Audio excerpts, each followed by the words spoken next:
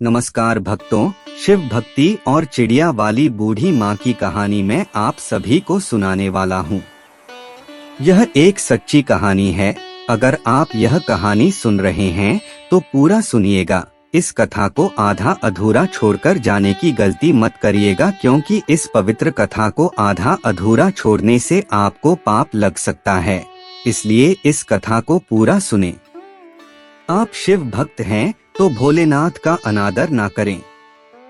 एक गौरैया पक्षी का जोड़ा एक बड़े से मंदिर में उसके पास स्थित पेड़ पर रहा करता था, और उस शिव मंदिर में जब भी पूजा पाठ होती तब वह दोनों चिड़िया उस मंदिर में आते और भगवान शिव की आराधना करने लगते और घंटों घंटों बैठे महादेव की भक्ति में लीन रहते थे। इतनी भक्ति करते, निराधार भक्ति करते कि उन्हें अपने तन मन होशो हवास का कोई पता नहीं रहता। उन दोनों पंछियों का रोज का यही नियम था। सुबह शाम जब भी मंदिर में घंटी बजती, आरती होती, तब यह पंछी उस मंदिर में पहुंच जाते और भगवान शिव की आराधना करने लगते। पूजा के बाद अपने बच्चों के लिए और अपने लिए चारा पानी की व्यवस्था करते हैं। उन दोनों चिड़ियों का यही रोज का नियम था, और उसी मंदिर के बगल में थोड़ी ही दूर पर एक बूढ़ी माँ का घर था। उस बूढ़ी माँ की कोई संतान नहीं थी। उनके आगे पीछे देखरेख करने वाला उनका कोई नहीं था। वह अकेले अपना जीवन व्यतीत कर रही थी, और उस बूढ़ी माँ को पंछियों के प्रति बड़ा लगाव था और चिड़ियों और पंछियों को बहुत प्रेम किया करती थी। उनके लिए रोज नित्य प्रति अपने घर की छत पर पानी, दाना, यह सब चीजें डाला करती थी। उस बूढ़ी माँ का यही रोज का काम था, और वह दोनों चिड़िया उस बूढ़ी माँ की छत पर आते और आसानी से दाना चुगते, खाते पीते और उनमें से कुछ अपने बच्चों के लिए अपने साथ ले जाते। इसी तरह उनका जीवन व्यतीत हो रहा था। उस बूढ़ी माँ के कारण चिड़ियों का पेट भर रहा था, और साथ ही वह आराम से निश्चित होकर भगवान शिव की आराधना कर पा रहे थे। अब इसी तरह दिन गुजर रहे थे। एक दिन की बात है, वह बूढ़ी माँ बीमार हो जाती है। वह अपने बिस्तर पर पड़ जाती है। उनका बहू बेटा तो कोई था नहीं कि उनका उपचार करता, उनकी दवाई लाता। बूढ़ी माँ बिना दवा के इसी तरह बिना सेवा के बिस्तर पर पड़ी रहती। इस वजह से वह अपनी छत पर दाना पानी नहीं डाल पा रही थी। जब वो दोनों पक्षी दाना खाने के लिए आते तो वहाँ दाना पानी नहीं देखते हैं। वह सोचते हैं कि बूढ़ी माँ कहाँ चली गई, दाना पानी क्यों नहीं डाल रही है। इसी तरह 2 से 3 दिन बीतते हैं। धीरे धीरे बूढ़ी माँ कमजोर होने लगती हैं। बिना दवाई के एक दिन उनकी मौत हो जाती है। जब पंछी देखते हैं कि बूढ़ी माँ का कोई पता नहीं चल रहा है और छत पर दाना पानी भी नहीं डाला जा रहा है, वह घबरा जाते हैं और बहुत ही परेशान होते हैं, और उस बूढ़ी माँ को पूरे गांव में आसपास ढूंढने लगते हैं, खोजने लगते हैं। खोजते खोजते दोनों थक जाते हैं, तो उसमें से जो माता गोरिया थी वह अपने पति से कहती है कि स्वामी, बूढ़ी माँ का कोई पता नहीं चल रहा है। बूढ़ी माँ कहाँ चली गई? वह हमें दाना पानी दे रही थी, अन्य पंछियों की देख रेख किया करती थी, वह कहाँ चली गई? हमने उन्हें कितना ढूंढा, वह मिल ही नहीं। अब हम क्या करें? उस गौरैया का पति कहता है कि प्रिय, हमने हर जगह बूढ़ी माँ की तलाश कर ली है, बूढ़ी माँ कहीं नहीं मिली। एक भी जगह हमने उन्हें नहीं देखा। हमें उनके खुद के घर में जाकर देखना चाहिए, शायद वह बीमार तो नहीं। दोनों पक्षी बूढ़ी माँ के घर चले जाते हैं, और जब अंदर जाकर देखते हैं तो बूढ़ी माँ अपने बिस्तर पर लेटी है। उनके शरीर में कोई हलचल नहीं है। उनके चेहरे पर, उनके बदन पर मक्खियां भिन्न भिन्न कर रही थी। वह पंछी अपने पंखों की हवा से उन मक्खियों को हटाते हैं, वही माँ को जगाने की कोशिश करते हैं, लेकिन उनके शरीर में कोई हलचल नहीं थी। अब गौरैया का पति कहता है कि प्रिय, बूढ़ी माँ अब इस दुनिया में नहीं रहे, उनकी मृत्यु हो चुकी है। यह देखने के बाद दोनों पंछी बहुत ही निराश हो जाते हैं, बहुत ही उदास होते हैं, उन्हें बड़ा ही दुख लगता है।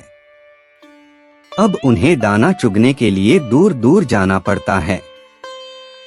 अब इसी तरह शाम हो जाती है। शाम को जब मंदिर का घंटा बजता है, भगवान शिव की आरती होने लगती है, तब वह दोनों पंछी उस मंदिर में पहुंचते हैं और एक पैर पर खड़े होकर भगवान शिव की निराधार भक्ति करने लगते हैं, उनका जप करने लगते हैं। इसी तरह बहुत लंबा समय बीत जाता है। इसी तरह बिना खाए पिए दोनों महादेव की भक्ति करते रहते हैं। ऐसा करते करते 1 महीना बीत जाता है। उन पक्षियों ने महादेव की भक्ति करना छोड़ा नहीं। महादेव की भक्ति करते करते यह चीज देखकर महादेव भोलेनाथ बड़े ही प्रसन्न होते हैं और उन पक्षियों को दर्शन देते हैं और कहते हैं कि गोराया, तुम्हें क्या चाहिए? तुम जो मांगोगे वह दूंगा। मैं तुम्हारी इस अखंड भक्ति से बड़ा ही प्रसन्न हूँ। छोटी सी जान होते हुए तुमने अपनी क्षमता से बाहर भक्ति किया है, इसलिए मैं बहुत ज्यादा प्रसन्न हूँ। तुम जो मांगो मैं तुम्हें दूंगा। अब गौरैया ने कहा, हे प्रभु, हमें कुछ नहीं चाहिए, हमें बस एक चीज चाहिए। आप हमारी उस बूढ़ी माँ को, उस पुण्यात्मा को फिर से हमें लौटा दीजिए, उन्हें जीवित कर दीजिए, बस हमें यही चाहिए। भोलेनाथ ने कहा, पंछियों, यह सृष्टि का नियम है, जो मर जाता है वह कैसे जीवित हो सकता है? मैं सृष्टि के चक्र में कैसे बाधा बन सकता हूँ? उस चिड़ियों ने कहा, नहीं भोलेनाथ, हमें कुछ नहीं चाहिए, हमें बस हमारी बूढ़ी माँ चाहिए और कुछ नहीं। आप हमें वापस कर दीजिए। तब भोलेनाथ ने कहा, अब वह बूढ़ी माँ का शरीर मर चुका है, उनमें से कीड़े निकलने लगे हैं, उनका शरीर खत्म हो गया है। मैं उन्हें कैसे जीवित कर सकता हूँ? उनका शरीर ही ठीक से काम नहीं कर रहा है, तो कैसे उन्हें प्राण फूंक दूं? तो वह दोनों पंछी, दोनों पति पत्नी हठ करने लगते हैं और कहते हैं, प्रभु, आपने हमें वचन दिया था कि तुम जो मांगोगे मैं दूंगा। प्रभु, आप अपने वचन से पीछे हट रहे हैं। भोलेनाथ, आप अपने वचन से पीछे नहीं हट सकते। तब महादेव ने कहा है, पंछियों, तुम्हारे हठ और अपने वचन के आगे मैं विवश हूँ।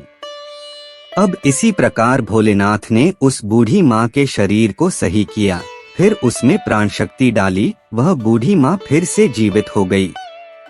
अब अपने सामने भगवान भोलेनाथ को देखकर बूढ़ी माँ भाव विभोर हो जाती हैं, बड़ा ही प्रसन्न होती है, कहती हैं, हे प्रभु, मेरे जन्मों जन्मों के दुख, जन्मों जन्मों के पाप आपके दर्शन मात्र से कट गए। आपने मुझे दर्शन दिया। हे प्रभु, मैंने ऐसा क्या पुण्य किया था कि आपने मुझे जीवित कर दिया? तब भगवान शिव ने कहा, हे बूढ़ी माँ, तुम्हें मैंने तुम्हारे कारण नहीं जीवित किया है, मैंने तो तुम्हें उन दोनों पंछियों के लिए जीवित किया है। उन दोनों पंछियों ने मेरी निराधार भक्ति की, एक पैर पर खड़े होकर मेरी आराधना की, इसी कारण मैंने उन्हें आशीर्वाद दिया। उन्हीं की वजह से तुम आज जीवित हो, इस धरती पर हो। वह पंछी कोई और नहीं, जो तुम्हारे छत पर जो गौरैया पक्षी का जोड़ा रोज दाने चुगने आता है, उसी ने यह भक्ति की है, उसी के कारण तुम आज जीवित हो। अब उस बूढ़ी माँ ने कोटि कोटि प्रणाम किया और फिर भोलेनाथ वहां से अंतर्ध्यान हो गए। फिर वह बूढ़ी माँ फिर से अपनी छत पर दाना डालने लगी, पानी रखने लगी और वह पंछी, वह गौरैया पक्षी का जोड़ा उस माँ की छत पर आते और पानी पीते, दाना चुगते। तब बूढ़ी माँ ने कहा कि पक्षियों, तुमने मुझे जीवन दान दिया है, भगवान भोलेनाथ की आराधना की है, अपने लिए ना मांग कर मेरे लिए मांगा है। पक्षियों, मैं यह चाहती हो कि तुम मेरे घर पर ही वास करो और नित्य प्रति मेरी आंखों के सामने रहो। अब यह सुनने के बाद उस बूढ़ी माँ का प्रस्ताव वह दोनों पक्षी स्वीकार करते हैं और उस बूढ़ी माँ के घर आकर रहने लगते हैं। इसी प्रकार दिन बीतने लगते हैं और उस बूढ़ी माँ की चर्चा गांव-गांव में फैलने लगी। लोग कहने लगे कि एक बूढ़ी माँ है जो मर कर भी जीवित हो गई और उनमें अजीब सी शक्तियाँ आ गई है। अब इसी तरह उस बूढ़ी माँ के पास धीरे धीरे करके एक ढेरों लोग जिनको कोई दुख होता है उनके पास आते और अपना कारण बताते हैं। भगवान भोलेनाथ के नाम पर पूजा पाठ कर दिया करते हैं, तब उन लोगों का दुख दूर हो जाया करता है। धीरे धीरे लोग ठीक होने लगे। अब उस बूढ़ी माँ की ख्याति दूर दूर तक फैलने लगी और दूर दूर से लोग उस बूढ़ी माँ के पास अपना इलाज कराने, अपनी तकलीफों को दूर करने के लिए आया करते। अब इसी प्रकार बहुत दिन हो जाते हैं और वह बूढ़ी माँ जीवित उसी स्थान पर अपने उसी घर पर समाधि ले लेती हैं। आज उसी समाधि स्थल पर उस बूढ़ी माँ का एक भव्य मंदिर है। वह मंदिर गुजरात में स्थित है। चिड़ा वाली बूढ़ी माँ के नाम से वह मंदिर जाना जाता है। उस मंदिर पर आपको गोरिया पक्षी का जोड़ा हमेशा देखने को मिलेगा और दोस्तों उस मंदिर की बहुत दूर दूर तक ख्याति है। लोग कहते हैं किसी को कोई भी तकलीफ होती है, कोई शारीरिक कष्ट रहता है, कोई रोग रहता है, तो वहां जाने पर, भक्ति करने पर, पूजा पाठ करने पर वह तकलीफ, वह रोग ठीक हो जाता है। एक गौरैया पक्षी ने उस बूढ़ी माँ को कैसे अपनी अखंड भक्ति से जीवित कर दिया। हम अगर भगवान के सच्चे मन से निराधार भक्ति करेंगे तो हमें उस भगवान का दर्शन जरूर होगा। वह हमारे कष्ट जरूर दूर करेंगे, हमारा दुख अवश्य दूर होगा। बस जरूरत है तो मन की सच्ची श्रद्धा की, सच्ची भक्ति की, जो उस गौरैया पक्षी ने किया। उम्मीद है आप सभी को यह वीडियो अच्छी लगी होगी।